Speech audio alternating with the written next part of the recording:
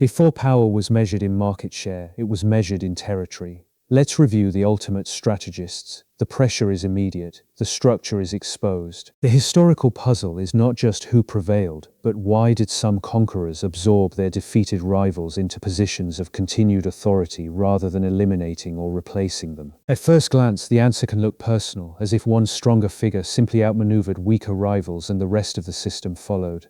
The pressure is immediate. That explanation is too thin for the pressure we are studying, because the durability of a new order after victory may depend less on eliminating defeated elites than on redirecting their local authority and knowledge. So the promise of this episode is a structural reading of power, legitimacy, and institutional durability, not another heroic summary of events.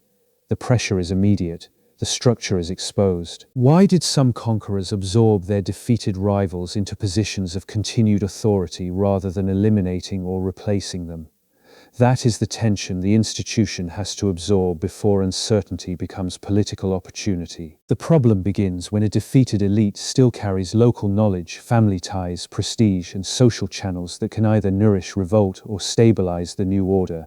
That pressure matters because elites, officers, officials, and officials. Once that happens, leadership becomes a test of architecture, not charisma, because every layer below the center starts judging what still deserves obedience. That pressure matters because elites, officers, officials, and subjects all begin recalculating. The relevant distinction is the difference between simple exclusion of rivals and supervised absorption of rival authority into a new institutional framework. That pressure matters because elites, officers, officials, and subjects all begin recalculating. When that distinction is blurred, people often misread a structural weakness as a personal drama and then miss the mechanism actually driving the instability. Everyone starts recalculating. The risk spreads quickly. That is why the stakes are broader than one ruler, one faction, or one disputed decision. Everyone starts recalculating. The risk spreads quickly. The structure feels fragile. Everyone starts recalculating. If authority leans too heavily on presence alone, the institution eventually discovers how little of itself it can carry without constant personal intervention. That pressure matters because elites, officers, officials, and subjects all begin recalculating. The lens here is elite co-optation as a leadership and institutional design mechanism, and the point of that lens is to separate visible command from the quieter structures that make command durable. Elite co-optation, how retained office, monitored privilege, intermarriage, negotiated status, and supervised local authority can convert rival standing into a tool of continued rule. The distinction matters here. In conceptual terms, this mechanism matters because leadership can appear strongest precisely where the institution underneath it is least prepared to function alone. The distinction matters here. The mechanism is becoming clearer. The goal is not to pretend every historical setting is the same. It is to see where the same kind of institutional pressure keeps reappearing under different surfaces. Personal brilliance can dominate the scene, while institutional design determines whether the scene can be repeated after that brilliance weakens, disappears, or changes hands. The distinction matters here. That is why we are not asking whether leaders matter. We are asking what kind of structure their leadership leaves behind for everyone else to inhabit. The distinction matters here. Success in the short run can hide a delayed weakness if the system still depends on habits, permissions, or loyalties that only one person knows how to coordinate. The thesis then is deliberately simple to state and much harder to build in practice. The durability of a new order after victory may depend less on eliminating defeated elites than on redirecting their locals. The first point is that local authority rarely disappears just because a battle, coup, or transfer has been decided at the top. That is the mechanism. The institutional effect is real. Prestige, kinship, memory, and social brokerage often remain in place even after formal sovereignty changes hands above them. That is how personal rule either hardens into structure or collapses back into improvisation under pressure. That is why exclusion is tempting yet costly, because removing every rival can also remove people who know how the region actually functions day to day. That is the mechanism. Co-optation offers a strategy by preserving parts of rival authority while redirecting its incentives toward the new center. That is how personal rule either hardens into structure or collapses back into improvisation under pressure. Retained office matters because it gives the defeated elite a reason to defend the new order instead of organizing quietly against it. That is the mechanism. The institutional effect is real. Supervised privilege matters too, because incorporation works best when old status is narrowed and monitored, not restored without limits.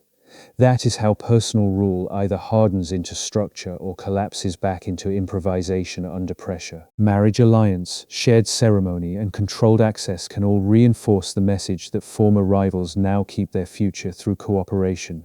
That is the mechanism.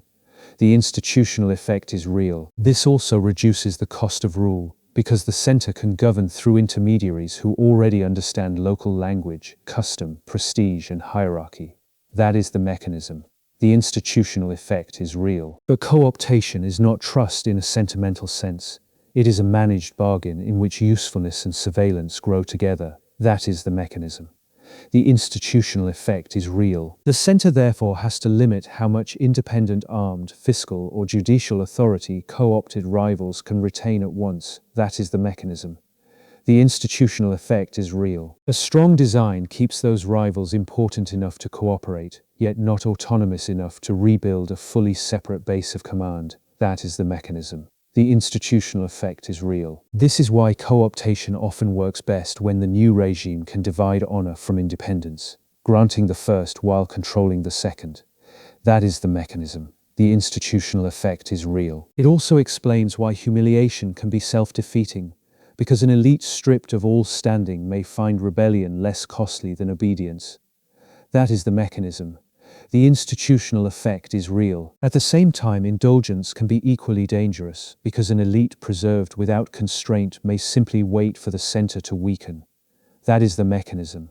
The institutional effect is real. So the strategic question becomes whether former rivals can be turned into stakeholders of the new order faster than they can recover as enemies of it. That is the mechanism. A fair counterpoint is that some regimes incorporated rivals only because they lacked the capacity to remove them fully, so co-optation can reflect weakness as much as design. The limitation is that elite categories differ across societies, so local notables, hereditary nobles, commanders, and priestly classes cannot be treated as interchangeable types.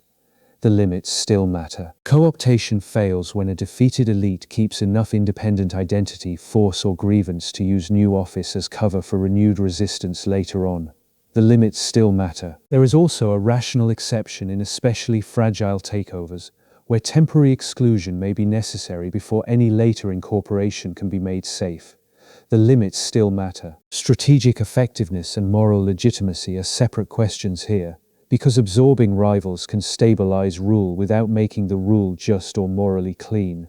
The limits still matter. The trade-off stays real. Even so, the pattern remains useful. Where former rivals gain bounded status and monitored relevance inside the new order, they are often less dangerous than when pushed wholly outside it. Taken together, those boundaries do not erase the mechanism. They stop us from mistaking one useful explanation for a complete and universal theory of power. The limits still matter. So we can now return to the opening question with sharper terms, less mythology, and a clearer view of what the institution was actually carrying. That is the bounded answer. Some conquerors absorb defeated rivals because co-optation let them borrow knowledge, social reach, and legitimacy channels while reducing the cost of rule, provided those rivals were kept useful and constrained at the same time. In that sense, leadership is partly the craft of shaping conditions under which authority can move, persist, and still look usable after the central figure changes. That is the bounded answer. When that design fails, successors inherit titles, offices, or territories without inheriting the machinery that once made them governable. That answer remains qualified, yet it explains more than a personality-based reading. When the design holds, conflict, rivalry, or uncertainty can remain because people still expect the institution to continue tomorrow. That answer remains qualified, yet it explains more than a personality reading. The real measure, then, is not whether a ruler ever looked powerful. It is whether the system learned how to keep functioning when power had to travel through other hands. Strategic effectiveness and moral legitimacy remain separate questions, yet both influence whether authority can endure without immediate collapse, improvisation, or deeper coercion. That is the bounded answer. The explanation still holds. That is the resolution. Durable leadership builds arrangements stronger than presence, while brittle leadership leaves everyone waiting for a person who is no longer enough. That is the bounded answer. Once that becomes visible, the topic stops looking like pageantry and starts looking like a disciplined question about structure, incentives, continuity, and institutional memory. That is the bounded answer. Study the architecture of command by asking whether a defeated rival still possesses social authority the center cannot cheaply replace. Ask the structural question. Authority moves through institutions, but after conquest it also moves through inherited local networks that a new ruler must either fight or redirect. Ask the structural question. Remove the ceremonial surface, and the deeper question becomes how much of the old order can be repurposed without letting it quietly survive unchanged. This outcome cannot be reduced to mercy or cruelty alone, because co-optation is a structural bargain about cost, control, and usable authority.